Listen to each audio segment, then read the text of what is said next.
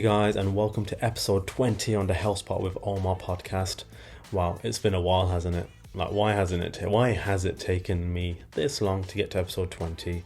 I'll tell you, it's just life admin, family, work, doing this, studying, and just putting a more emphasis on my fitness as well, because I just realized, you know what, I need to do something. I do not want to end up having a dad bod. I think that's what they call it, a dad bod. So I've made changes. I think it's just more focusing on getting sessions in the gym, and I actually do love the gym, and that's something most people don't know about me on social media. I absolutely love going to the gym and love seeing the results as well. So right now I am fixed to going 4 times a week, and if I can squeeze in a session on Saturday, Sunday, I do. And interesting enough, a while back I was thinking of getting a spinning bike, because in the past I've used a spinning bike and I thought it was brilliant, especially when it's stationary and you can use it anywhere. And I was looking on Facebook Marketplace and all these other places, eBay and all the rest of it, all the normal places, to get a good price. Couldn't find a good price, and I wanted a really good one as well. And then something in my intuition just told me, like, do you know what, we just need to find someone that might know and ask the question. And lo and behold, I asked my brother-in-law, who tends to know people in a bit of everything, for a bit of everything. And I asked him, something in my head was like, just ask him. I asked him, and literally instantly he said, yeah, I've got one for you. I don't even use it. I was like, what? In my head I was like, oh my gosh, he had it all this time. And I was like, oh, are you sure? He's like, yeah, it's just literally catching dust, I never use it. So yeah, now I have a spinning bike at home, slowly trying to get some equipment in case, you never know, the gym might close one day. Happened a couple of years ago, didn't it? So trying to get little bits and bobs together and make a little gym kind of area in my house where possible, because my house ain't big, but we'll make it work. Like right now it's in my office, and what's sweet is that my daughter, my eldest, she every time I go in there I can see the seats all the way down, because she's already worked out how to get it at the lowest height so she can actually ride it, which is so sweet. And these are the kind of things I want her and my other daughter to grow up seeing, like, you know, this is important because of this. And the kids, they just ask the most innocent questions. They're just the best. So going into today's episode, it's with a guy called Lewis. He is a personal trainer and he has half a brain. One of my previous guests, Lowell, or Lauren, if you remember her, she told me about him because she worked with him, and you know, the mental strength of this guy is just unbelievable. Like, and I said to him, like, some people don't even get out of bed, and here you are with half a brain, with a disability, and you're going to the gym, and you know, you still have a positive outlook in life. So yeah, without further ado, here's the episode. Enjoy.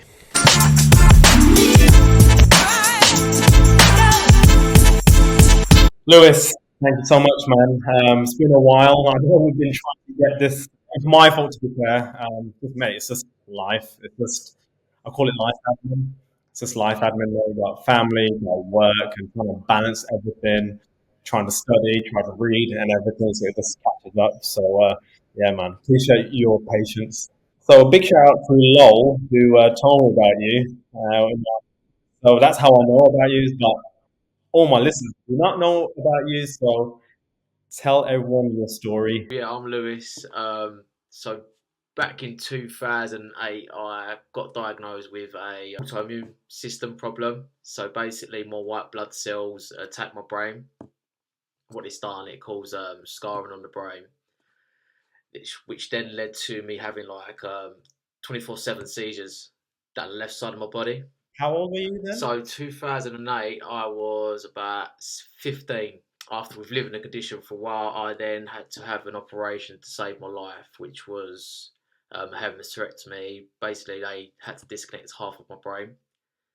So that was to stop all the seizures affecting my body. Um, When they found out what was going on, how long did you have to wait until the operation?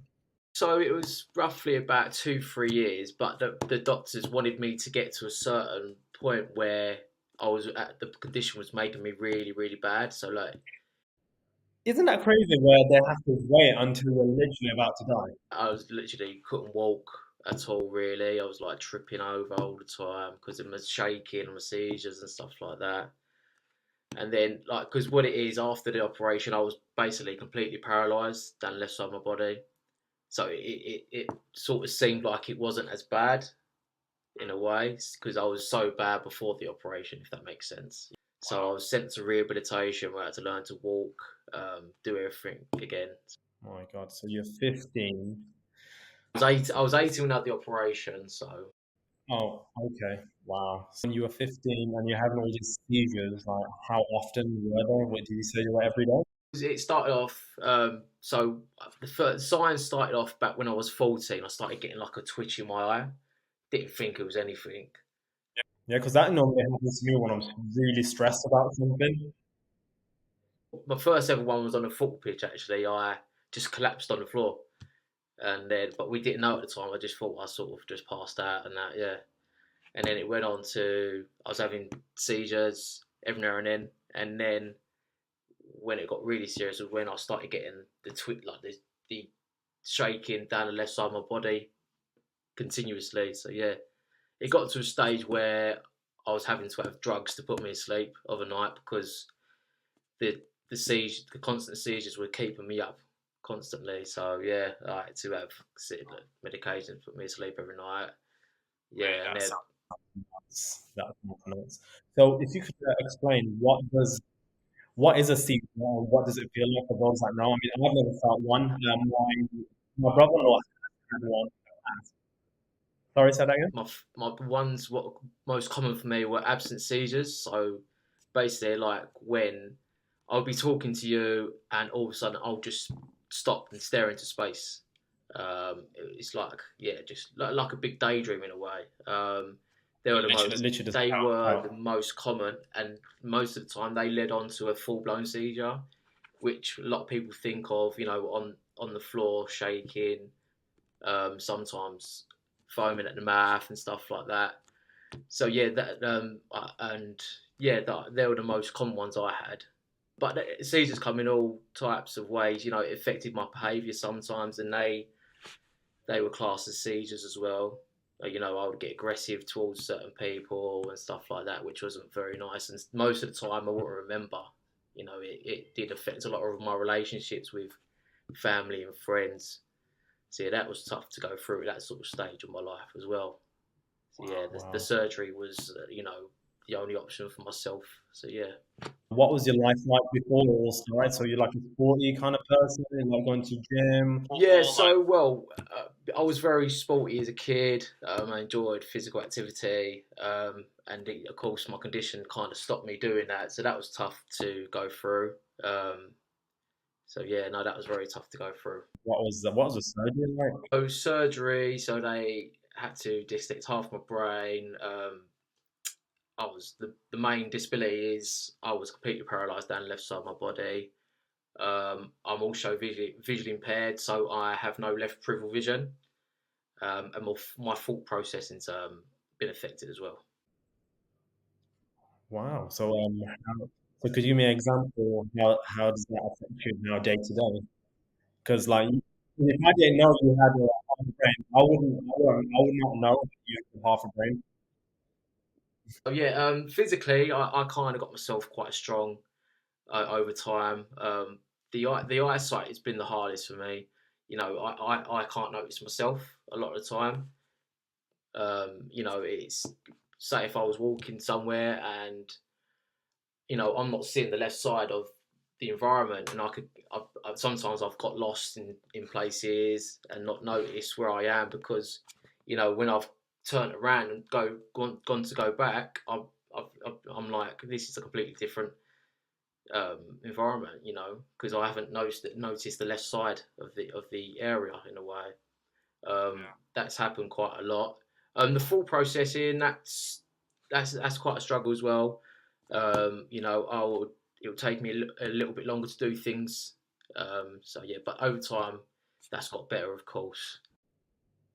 Yeah, I guess you kind of adapt. So what's been the hardest part of adapting? Is it just like the practice of understanding like It's the repetitive. You just got to be repetitive for someone like me. But it just takes time. If you keep on at it, you'll eventually get there. It doesn't matter how long it takes, as long as you get there in the end. and that's interesting because you can apply that to anything, any sort of skill you want to learn new. If there's a new subject you want to learn, and just like going to the gym, isn't it? Like repetition, repetition, repetition. Yeah, yeah, that's what and I'm not the most patient person, and it's something that I've had to learn to be patient with. But it's a great skill that I've got now is the patience side of things. So, Yeah, patience is a virtue, as they say. How? Because I can see on your page you're into like training a lot. So are you a personal trainer? Is that yeah, yeah. So I'm a personal trainer. I've been personal trainer since 2016. After my injury, uh, I wasn't really doing anything with my life. I felt a bit lost, but I needed a focus, needed something to do, keep my mind busy. And I was always sport before. I fell ill and stuff like that. So I was I love the gym. And my first ever time in the gym, I felt so intimidated. So I was like, right, if there's someone like myself in the gym, that would make someone like me a bit more comfortable. So that's where the idea come from. What my goal was to become a PT eventually and help people to feel a bit more comfortable in the gym, no matter what your abilities are. So yeah, and yeah, it's gone really well. big respect, man? Like there's people out there who can't even get out of bed, and here you are with half a brain.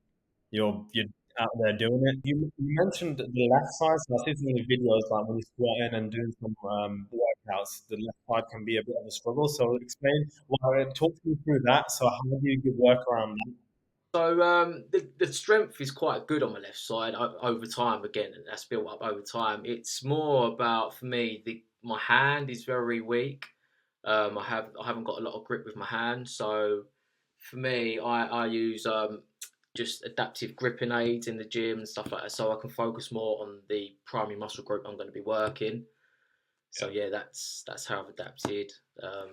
But there's so many adaptations I've had to do. How I even set up my workouts, sometimes I've had to adapt. Now I just get other people to help me out and do it for me. I'm a bit more lazy that side of things. I've felt like and as well I've grown. I've gained knowledge over the years, and I'm always looking to learn more things. There's always more things out there you can learn as a PT, and you learn off your client. I've learned to learn off my clients as well. Everyone has their barriers, whether you're disabled or not. You're gonna have your barriers, and it's just a way of finding a way around that.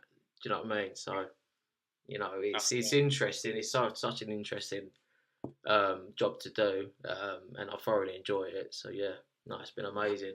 You know, Amazing. And how long have you been a PT for now? it's 2016, so about 8 years. Yeah, yeah. Wow. And I'm guessing you've been training male, female, all sorts of people. Trained, yeah, lot of different types of people. Yeah, yeah. What's the three common misconceptions about having half a brain or having your condition that you've come across? Don't know really. The I'd say like people think I'm gonna be magically better and I'm gonna be fully functional, but there's not going to be a point where I'm going to be able to use my hand, and that's something that I've learned to have to accept. I was told this by my surgeon. You'll be able to get some movement back in the arm as much as you can, but the hand is never really going to come back. And I did try, of course, but it was something that wasn't going to really happen for me. So yeah, but my arm's really good. That's the one thing that I struggled to accept after the operation was the fact that I knew I wasn't going to be able to have a fully functional hand in a way. So yeah, so again, I've had to learn how to adapt to that. It's a help, and I call it my helper. it becomes a little support for me to do things in certain sort of tasks and stuff like that. So yeah, but it's not going to be a fully functional hand. And what was the mental role with that then? Because I mean, listen, anyone they lose something that been it's been working fine all the time, and then all of a sudden you lose it. Like you always hear stories when footballers get injured and they're like depressed because they can't play football for like 9 months. It's a tough road, but For me, it's a lifelong recovery. I'm always looking to improve.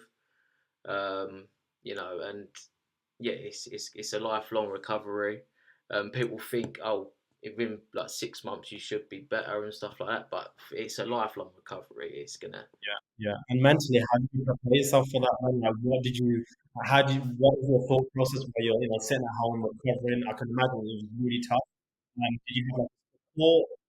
So I could either let it hold me back in life, or I kind of used it to my advantage. I used my disability to, have an interesting story as a PT in a way. Like, I'm a PT who has a disability, and I don't let it hold me back and stuff. And it's helped me to be inspirational to other people, clients and stuff like that. I could have let it hold me back in my life, but I've tried to use as much as I can to inspire other people to get out there and live their life as much as possible.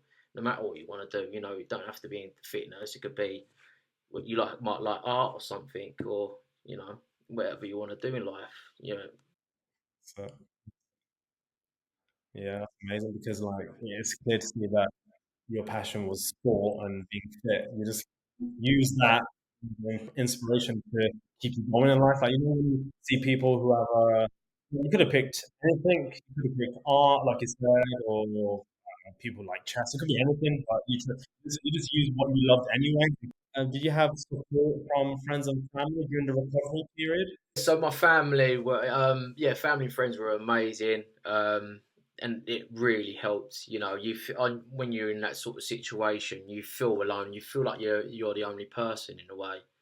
But really, like but there is other people out there, of course. But family, friends, it's amazing. Like if you've got that support there, they really help you get through things.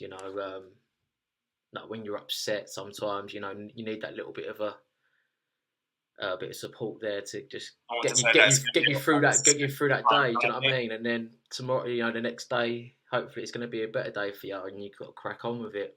Yeah. What did they do specifically? Would you say that actually helped?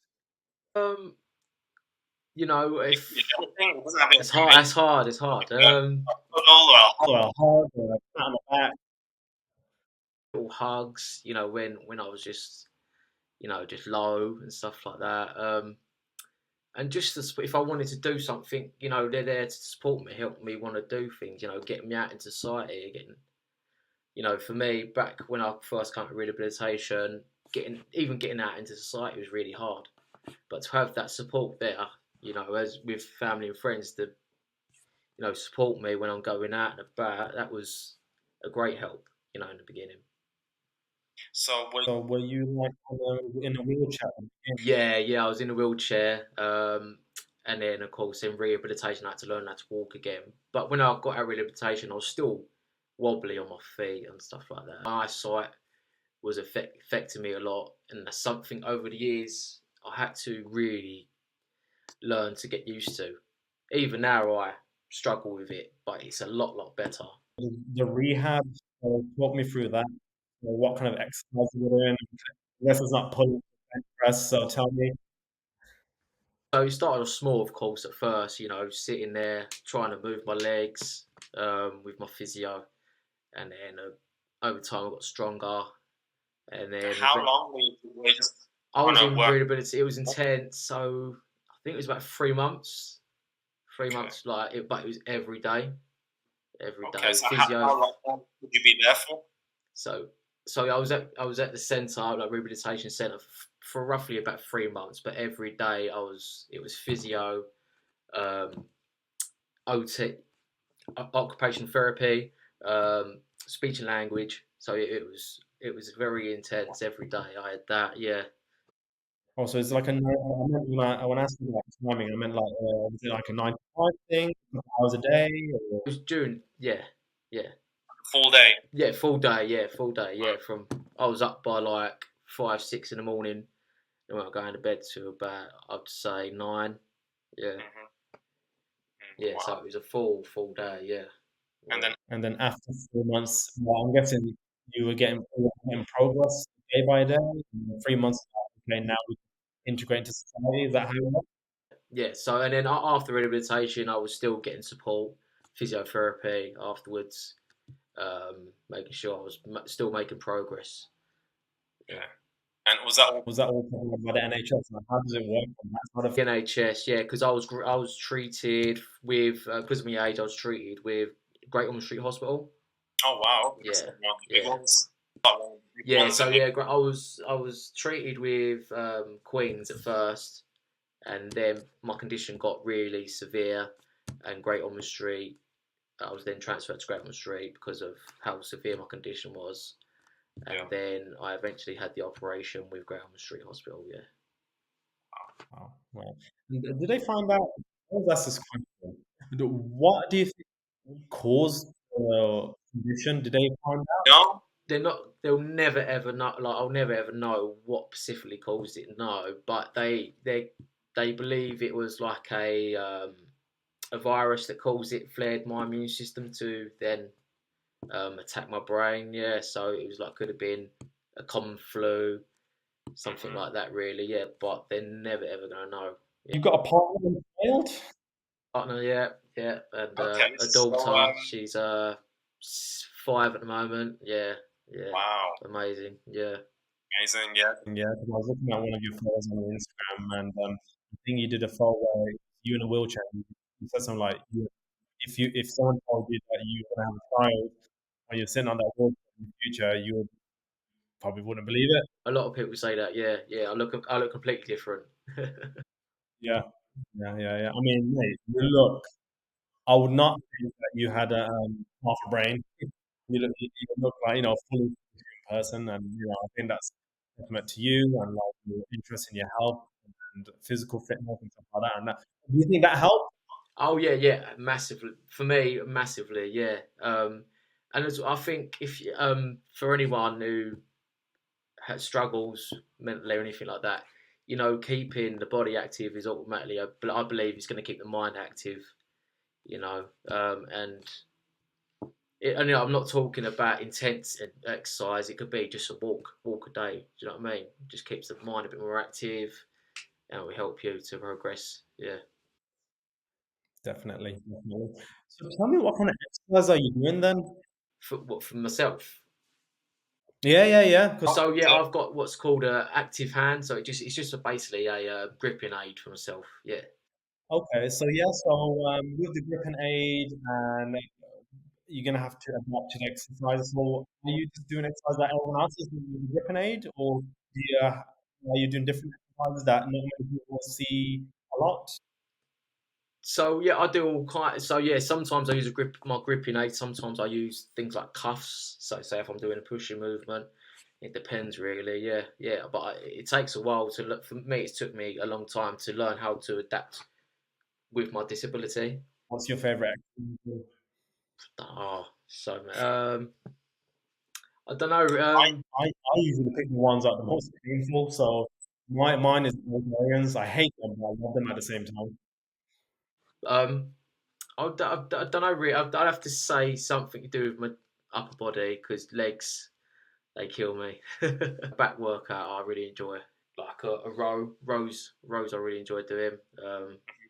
Yeah, and they really help me with my arm and stuff like that as well. So yeah. The mental side of things again. So you had the diagnosis, then I had to have the operation after 3 years of having seizures, the operation, and then the recovery. And what was life like? I know afterwards you started going to the gym, that helped out a lot. Was there anything else that helped you out? Or was it the gym was your thing? Where it's like this is what's gonna get me, back up and ready. So at the beginning, I would say there was a charity that really helped me. Oh yeah, go on. I'm actually raising money for them in September. Well, all year I've been raising money for them. I'm climbing Ben Nevis in September. Wow. Forward to that. Yeah, that'd be cool. Really cool. And Nevis, for those that don't know, is like the highest mountain in the UK in Scotland. Highest peak in the UK, yeah, it's in the Highlands in Scotland, yeah. Yeah, so I'm looking forward to that a lot, yeah. Beginning, when I first come out of rehabilitation, I was I was a bit lost, didn't know what to do with my life, and I got introduced to a charity called Headway that help people with brain injuries.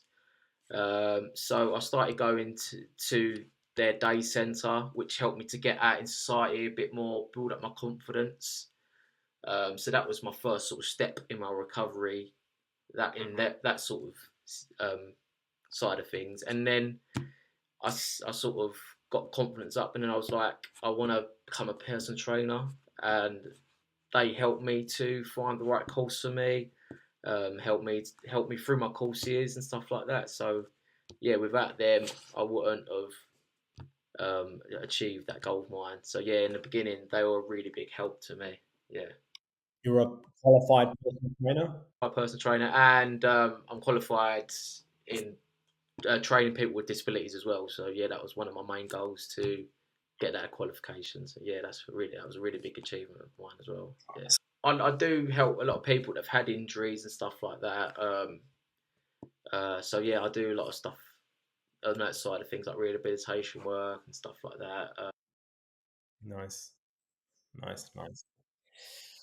So after rehab, a step back. After rehab, you got better. You started to learn to walk. And you said talking was learning how to talk again. Did you have anything with hearing or anything like that? Hearing is fine. Hearing, well, yeah, hearing's fine. Yeah, my hearing, I think, has actually improved because of the eyesight loss. Oh, okay, yeah, extra focus on the hearing. Yeah. Okay, cool. So after rehab, and then I'm guessing you did the E course. Yeah, I done my course here. So my course, I started my personal training course. Yeah, so I done my course back in 2016 it was, yeah. Then I qualified that year, yeah. So All right. And how did you know Lowell? How did you know Lowell? I'm not saying the name probably because of my British accent. Lowell, who introduced us. so I worked with Lowell, yeah, at Nuffield. Yeah, I worked with Lauren at Nuffield. So yeah, we worked together for a couple of years, I think it was, yeah. Are you based in a gym local to you? Yeah, I'm based in a gym local to me. Yeah. Oh, nice. You must be like the local celebrity over there then. What's the plan? And next one is, have you got anything in the pipe work? Have you got any plans in your head that you want to do? Something you want to achieve? I know you got Ben Nevis. That's gonna be really cool. And I dropped, yeah, yeah. Also, are you doing that with the group?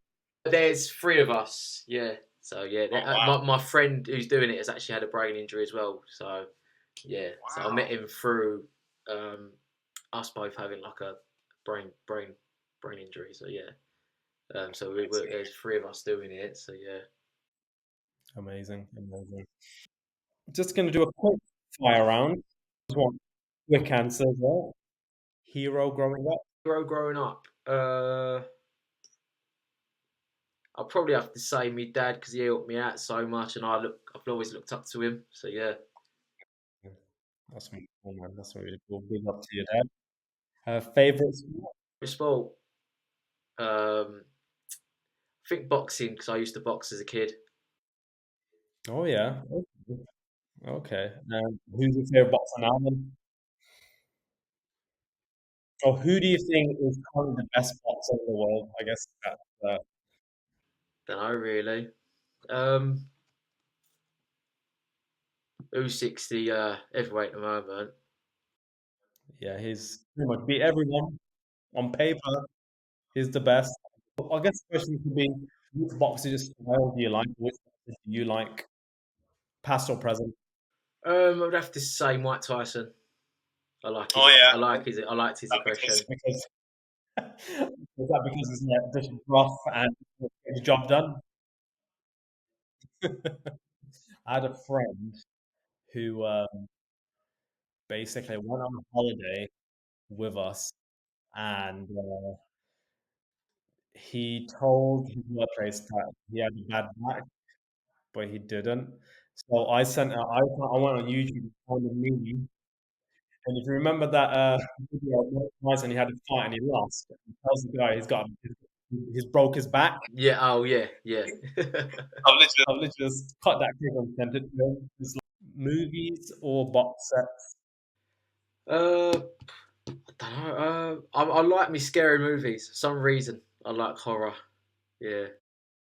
Yeah, me too, but my wife does not like watching them, so I haven't watched them in ages. So, what's your favorite movie then? Scary movie? Ever. I do like Dark Knight. Dark Knight Rises.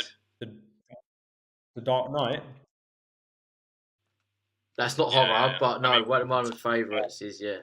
Here's the scenario: you're on your deathbed, and you can only pick one meal to eat. One meal. What meal? Yeah. That's easy. That's easy. Pie mash liquor for me. Pie mash and liquor. Okay, nice, nice. Is that something you just brought up with, or you just? Yeah, so yeah, no, yeah, as a kid, I've always like enjoyed it. I remember going down the like, I grew up a lot with my granddad, lived down like East End, and yeah, I remember having pie mash liquor with him a lot of the time, and yeah, I've always loved it since then. Yeah, so yeah. 3 tips to be mentally strong. So I'd say find something you like, really enjoy, you got a passion for, and try and grow at it really. Um, I'd also say don't try and compare yourself to others. Really try and focus on yourself, and compare yourself to what you was like yesterday, and make sure you're keeping on growing. And again, try and keep your body active, which I believe will keep your mind active. Yeah. When I first, got back home from rehabilitation, I was just doing nothing with my day, and I was just constantly thinking about, oh, like why has this happened to me? And it's a continuous cycle. You keep feeling down and over again. And then I started to get a bit more busy, and I just over time I forgot about what happened to me. And then this is just me now. Do you know what I mean? I've got to live life with my disability, and it's become just who I am. And yeah. Amazing, man. And how long did it take you until you realized, you know what, I need to do something? It took me a couple of years. It don't happen overnight. You got Oh, wow. to, I've had me time of feeling sorry for myself, and that. Yeah, yeah.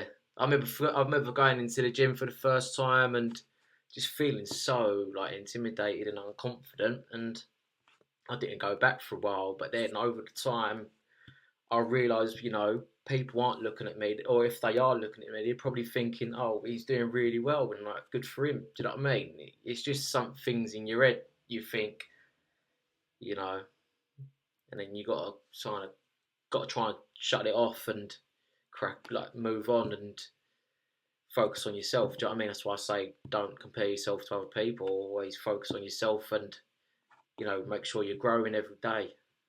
So, yeah.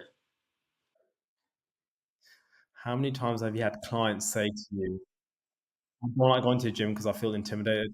Oh no, I've had it a lot, and like I've had clients that haven't just don't enjoy the gym, and that's sort of one of my first goals is make them enjoy it and feel comfortable, because if someone doesn't like something over time, then they're going to give up on it. So, that's one of my sort of main sort of goals to do as a PT is make them enjoy it, make them feel confident, make them feel like um, they want to go back. You know what I mean? So, and that's when you'll Yeah. see the results over time. Do you know what I mean? If you keep going back, keep being consistent, but you're not going to do that unless you enjoy it. In the end of the day. Yeah, because the reason why I ask is I have the exact same thing. I have clients come to me as like, I don't want to go into gym because everyone stares at me. But it probably aren't. Like you say, it's all in the head, isn't it? Sometimes I think when we get nervous about something, we tend to build a picture in our head, and it becomes so big, and it's just like well over now, isn't it? And it keeps going over and over in your head. But yeah. Yeah, yeah. I mean, this makes stories unbelievable. Like from where you were to now, and looking at you now. I think the thing that I've learned the most is, things don't happen overnight. It's about consistency. Even if it takes you 2 3 years, as long as you get there in the end, at the end of the day, that's all that matters. It takes, for me to do a simple task in life, it can take me twice as long as someone like yourself. Do you know what I mean? But as long as I get there, that's all that matters.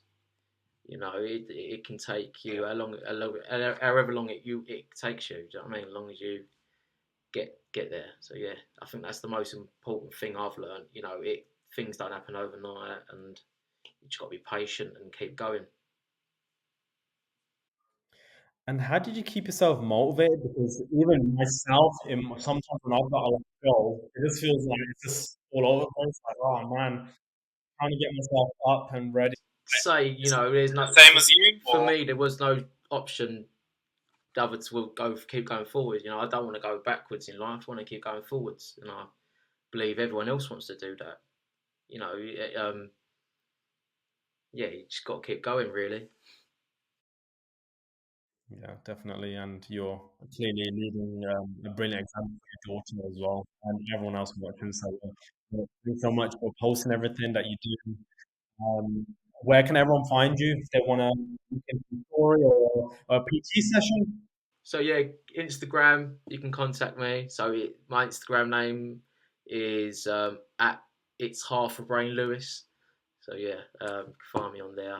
Just drop me a DM, and yeah, we can sort something out if you need any advice. You want to get personal training sessions, or just want to meet up for a chat, whatever. Yeah. Nice, mate. And what area are you based in? Just for listeners in America might be like, yeah, yeah, yeah, I want to come over. Romford in Essex. Yeah. So Okay, brilliant, brilliant. Lewis, thanks so much for your time, man. Really appreciate it. nice one. All right, mate. Cool, man. Nice one. Take Nice care, one. yeah. Good. Cheers, man. Wicked. Ta-ra. Nice Bye-bye. one. See you later, bro.